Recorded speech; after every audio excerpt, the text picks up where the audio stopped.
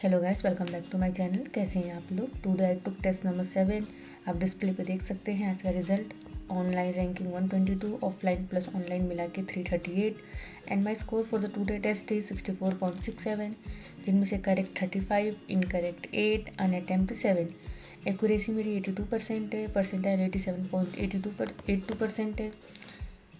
और ये कंपैरिजन है, मैं कंपैरिजन करती हूँ या डिस्प्ले पे कंपैरिजन अच्छा शो भी अच्छा करता है कि आपने जो क्वेश्चन अनअटेम्प्ट किए, इनकरेक्ट किए, तो कितने बच्चों ने उसे अटेम्प्ट किया, कितने बच्चों ने उसे अनअटेम्प्ट किया है। एंड ये आज की रिजल्ट पीडीएफ है जिस पर आप मेरा नाम देख सकते हैं, मेरे मार्क्स, क्या परफॉर्मेंस थी अदर देन डिस्प्ले पे जो शो हो रहा था। पीडीएफ भी हमारे पास आती है through the Telegram channel. And एक कंपैरिजन के लिए भी, यहाँ पे भी कंपैरिजन के लिए अच्छा होता है कि आपकी रैंक कितने बच्चों को और मिली है।